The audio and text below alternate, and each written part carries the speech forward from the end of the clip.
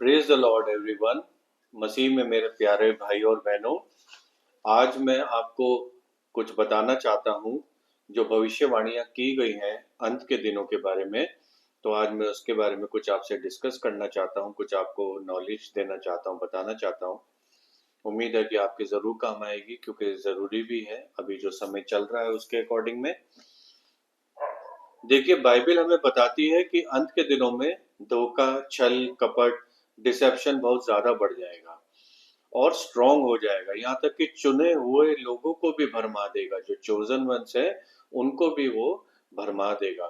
तो ये जो युद्ध है, ये युद्ध दिल और दिमाग का है, और हम लोगों को आत्मिक तौर पर फर्म रहना चाहिए। ठीक है, हम लोग जितने भी हैं हमें आत्मिक तौर पर अड़े रहना चाहिए, किसमें? प्रभु यीशु मसीह की सच्चाई में। अब देखिए, हिब्रू वर्ड में दिल को लेव यानी कि थॉट्स, इच्छा और इमोशंस कहा गया है, और ग्रीक में कार्दिया यानी कि अंतरात्मा की सोच, डिसीजंस और विश्वास। जैसा कि लिखा है, देखिए नीति वचन में अध्याय 23 वचन 7 में, क्योंकि जैसा वह अपने मन में विचार करता है वैसा ही वह आप है। तो यहाँ पे मनुष्य की बात हो रही है कि जो भी वो मन में विचार करता है वो वैसा ही मनुष्य होता है, जो विचार उसके मन में आते हैं। इसलिए प्रभु यीशु मसीह ने अपने चेलों को कहा है कि अंत के दिनों में बहुत सारे लोगों के दिल ठंडे पड़ जाएंगे और बहुत सारे लोगों के विश्वास की परीक्षा होगी। अगर आप देखोगे तो ऐसा हो भी रहा है। ठीक है, लगातार तरीके से हमारे माइंड को शेप किया जा रहा है। किसके थ्रू? मीडिया के थ्रू, कल्चर के थ्रू, झूठी शिक्षाओं के थ्रू। ठीक है, हम देख ही रहे हैं कि सब ये हो रहा है।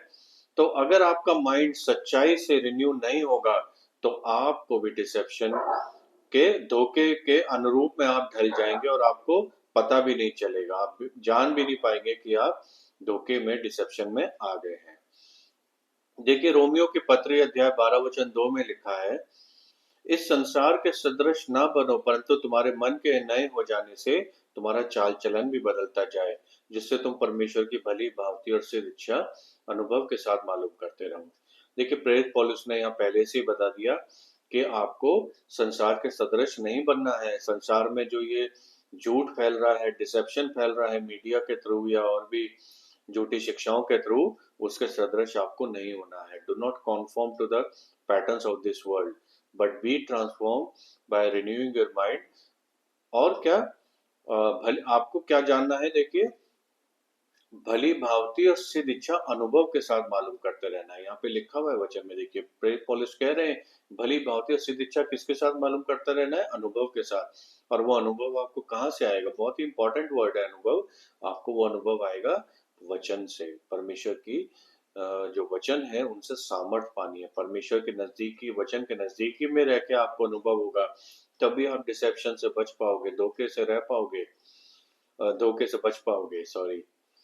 तो अब जो रियल बैटल है वह सिर्फ पाप को अवॉइड करना ही नहीं है, पर सच्चाई में जड़ पकड़ के रहना है। आपको सच्चाई जाननी है और उसमें जड़ पकड़नी है। और वो सच्चाई क्या है? यीशु मसीह ही सच्चाई है। मार्ग, जीवन और सच्चाई मैं ही हूँ, बोला उन्होंने। तो जो आपका विरोधी है, जो आपका एनिमी है, जो शैतान है, उसके पास सबसे बड़ा हथियार क्या है? देखिए, हम विश्वासी लोग सब जानते हैं कि सबसे बड़ा हथियार जो है शैतान के पास, वो क्या है? डाउट डालना। ठीक है, संदेह डालना, डिस्ट्रैक्शंस डालना, व्याकुलता डालना, फियर, डर डालना, और अराजकता करना, लॉलेसनेस करना। यही उसके सबसे सबसे बड़े हथियार हैं। और ये ऐसा हो भी रहा है आजकल। आप देखेंगे दुनिया में तो ये सब कुछ हो रहा है। तो और ये सब मन में आते हैं, ठीक है, हृदय में आते हैं, माइंड में आते हैं, और वहां पर जड़ पकड़ जाते हैं। तो जो भी आपका विचार आता है वो जरूरी नहीं है कि ये आपका ही विचार हो। ठीक है, ये विचार किसका हो सकता है? विचार एनिमी का हो सकता है, विरोधी का हो सकता है, शैतान का हो सकता है। और वो आपको डिस्करेज करने के लिए, डिसीव करने के लिए आता है। और हमारे विचार क्या है? अगर हम उस पर ध्यान नहीं देंगे तो फिर वो विश्वास में कन्वर्ट हो जाता है। तो अगर ये हमारे अंदर ड्वेल करता है ज्यादा लंबे टाइम तक, तो इसी वजह से क्या होता है? डिसेप्शन हमारे मन में, दिल दिमाग में जड़ पकड़ता जाता है। तो आपको बहुत ध्यान देना होगा इस बात का कि आपके मन में ये जो डिसेप्शन है, धोखा है शैतान के द्वारा, वो जड़ ना पकड़े। शैतान सिर्फ इंसान पर शारीरिक हमले ही नहीं करता, परंतु हमारे दिल दिमाग पर से युद्ध करता है और हमारी आत्मा से में यह डालता रहता है कि हमारे पास कोई आशा नहीं है, कोई होप नहीं है। लेकिन प्रभु यीशु मसीह के पुनरागमन से पहले धोखा, डर, कंफ्यूजन और लॉलेसनेस काफी बढ़ जाएगा, क्योंकि जो यीशु विरोधी है, जो एंटी क्राइस्ट है, वो चाहते हैं कि विश्वासी लोग फाइनल आवर में, ठीक है, आखिरी समय में, फाइनल घड़ी से पहले अपने विश्वास में कमजोर पड़ जाए, क्योंकि वह जानता है कि समय बहुत कम है। लिखा है बाइबल में शैतान का समय बहुत कम है। तो आपका हृदय एक सोता है, एक स्रोत है जीवन का। तो अगर ये धोखे से भर जाता है तो सब कुछ उसको फॉलो करने लगता है, सब चीजें उसी को फॉलो करने लगती हैं। अगर मन में हमारे आ गई तो हमारा जीवन भी उसी को ही फॉलो करने लगेगा, उसी रास्ते पर निकल पड़ेगा। तो ध्यान दीजिएगा इस बात पर। इसलिए शैतान आपके हृदय को, आपके दिल को करप्ट करना चाहता है, पाप के द्वारा, कड़वाहट के द्वारा, झूठी शिक्षाओं के द्वारा और डिस्ट्रैक्शंस के द्वारा। तो थोड़ा सतर्क रहिए। और वो कमजोर होते हैं, और जो लोग और विश्वास में वे आसानी से बहक भी जाते हैं। तो ये लोग जो हैं, इन लोगों को मजबूत होना पड़ेगा।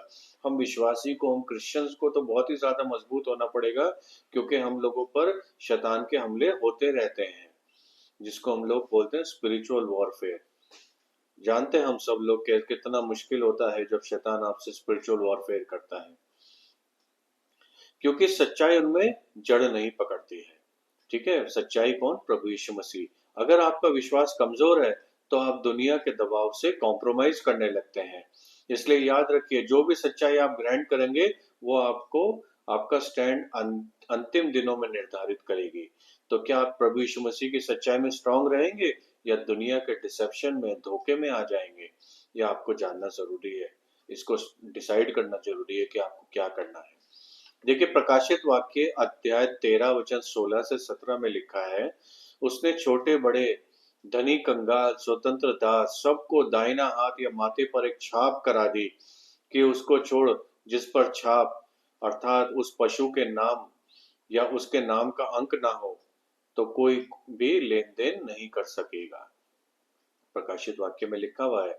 तो ये मार्ग सिर्फ कोई इकोनॉमिक लेन देन से संबंध नहीं रखता है, पर किससे संबंध रखता है? उससे ज्यादा ये संबंध रखता है अपना विश्वास, और हम भरोसा कहाँ पर रखते हैं, ये उस पर डिपेंड करता है। ठीक है, यहाँ पे माथा जो है वो क्या है, जो ये लिखा है ना यहाँ पे कि वो माथे पर छाप लगाएगा, तो माथा क्या है? आपके विचार। और लिखा है हाथ पर छाप लगाएगा, और हाथ क्या है? आपके कार्य, आपके एक्शंस। तो इस पे ध्यान दीजिएगा। शैतान चाहता है कि आप उसके प्रति पूरी निष्ठा निभाएं, जिसके बदले में वो आपको टेम्परेरी सिक्योरिटी देगा अगर आप कॉम्प्रोमाइज करते हैं तो। ठीक है, परंतु परमेश्वर चाहते हैं कि हम सब उनके विश्वास में दृढ़ और अडिग होकर उसके शब्दों पर बिल्कुल विश्वास ना करें और उसके धोखे में ना आकर उसको रिजेक्ट कर दें। शैतान को, परमेश्वर नहीं चाहता कि आप शैतान के चंगुल में आए। और हमारे दिल दिमाग के बीच की जंग जारी है, क्योंकि जिस भी बात पर हम विश्वास करते हैं वह इन अंतिम दिनों में हमारे स्टैंड को निर्धारित करेगी। क्योंकि हम अभी इसी समय में, जब सच्चाई रिडिफाइन, फिर से परिभाषित हो रही है, क्योंकि विश्वास की परीक्षा हो रही है और धोखाबाजी, धोखाधड़ी अपनी चरम सीमा पर है।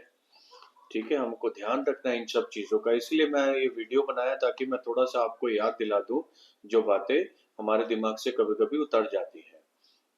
बाइबल हमें बताती है 2 थिस्सलुनीकियों अध्याय 2 वचन 10 में कि बहुत सारे लोग धोखे में आ जाएंगे क्योंकि उन्होंने सच्चाई पर विश्वास नहीं किया। तो यह सिर्फ भारी उत्पीड़न नहीं है, पर यह उसके लिए है कि हमारे दिल और दिमाग और हमारे एक्शन को कौन कंट्रोल करेगा। तो क्या हम परमेश्वर की सच्चाई पर अडिग से खड़े हैं या फिर हम संसार के सदृश होते जा रहे हैं? इस बात को हमें डिसाइड करना है, याद रखना है। शैतान का सिर्फ एक ही काम है कि हमको संदेह में रखे, कि हमारे विश्वास को कॉम्प्रोमाइज करता रहे, और झूठ और सच्चाई को ट्रेड करता रहे, उसका लेन देन करता रहे। पर हम सब लोगों के लिए खुशखबरी है, मेरे पास खुशखबरी भी आपके लिए, हम सबके लिए। देखिए, मैं खुशखबरी आपसे शेयर करता हूँ। पहली यह है कि परमेश्वर ने हम सबको विश्वास में मजबूत किया है ताकि हम धोखे में ना आए, पावरलेस ना हो। सेकंड है कि आपका विश्वास ही आपकी ढाल है। अगर आप परमेश्वर के वचन में मजबूती से विश्वास करते हैं तो आपको कोई भी नहीं हिला सकता।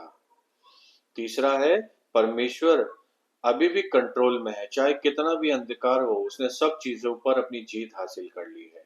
कितना भी अंधकार हो, कुछ नहीं हो सकता हम विश्वासियों के लिए, क्योंकि परमेश्वर ने पहले ही सब चीजों पे जीत हासिल करके हमको दे दी है। देखिए, मत्ती अध्याय 24 वचन 35 में लिखा है, आकाश और पृथ्वी टल जाएंगे पर मेरी बातें कभी नहीं टलेंगी। प्रभु यीशु मसीह ने कहा अपने चेलों को जब वो बता रहे थे अंत के दिनों की बातें। तो परमेश्वर अपने लोगों को कभी भी डिफेंसलेस नहीं छोड़ेंगे। धोखा देना शैतान का सबसे बड़ा हथियार है, परंतु परमेश्वर का वचन सबसे बड़ी ढाल है। बिल्कुल, परमेश्वर का वचन ही हमारी सबसे बड़ी ढाल है, जो हमें उसके जलते हुए तीरों से बचाएगा। अगर हम अपने मन में और दिमाग में की रक्षा नहीं करेंगे तो धोखा हमारे दिलों में जड़ पकड़ लेगा। विश्वास ही डिवाइन लाइफ है, और कौन रहेगा और कौन नहीं, ये जो है, ये डिवाइडिंग लाइन है। विश्वास यही हमें बताएगा कि कौन रहेगा कौन नहीं, के दिनों में कौन टिक पाएगा। तो परमेश्वर ने आपको इस सीजन में किसी उद्देश्य से रखा है मेरे प्यारे भाइयों और बहनों, ताकि जो आपको इक्विप कर सके कि सही और गलत को पहचान सके, विश्वास में मजबूत बने रहिए और अंत तक धीरज धरे रहिए। यह दुनिया आपका घर नहीं है, यह सब कुछ प्रभु यीशु मसीह के पुनरागमन की तैयारी है। क्या आप अपने विश्वास में मजबूती से खड़े रहेंगे, यदि उसकी कोई भी कीमत क्यों ना चुकानी पड़े? बिल्कुल, ये आपको डिसाइड करना है। मैंने तो डिसाइड कर लिया, अब आप भी डिसाइड कर लीजिए, क्योंकि ये दुनिया हमारा परमानेंट रेजिडेंस नहीं है, ये बात याद रखिएगा। कितने दिन रहेंगे हम इस दुनिया में? ठीक है, बाइबल में लिखा हुआ है 70 साल, या अगर तेरे में क्षमता रही तो तू 80 साल 90 साल रह सकता है, 100 साल रह सकता है। उसके बाद अनंत जीवन पड़ा है। 100 साल का जीवन नहीं है, अनंत जीवन है हमारे पास। उसके बारे में सोचिए, ठीक है। और हमें कोई भी कीमत क्यों ना चुकानी पड़े, कीमत चुकाने से मत डरिए, परमेश्वर को अपना लीजिए। उसने सारी कीमत पहले ही चुका दी है, लेकिन वो चाहता है कि आप उससे जुड़े रहिए। जैसे मैं जुड़ा हूँ, बहुत सारे लोग जुड़े हैं विश्वासी पूरी दुनिया में, आप भी जुड़ जाइए और अपने जीवन को बचाइए, क्योंकि दिन बहुत बुरे हैं। Praise the Lord.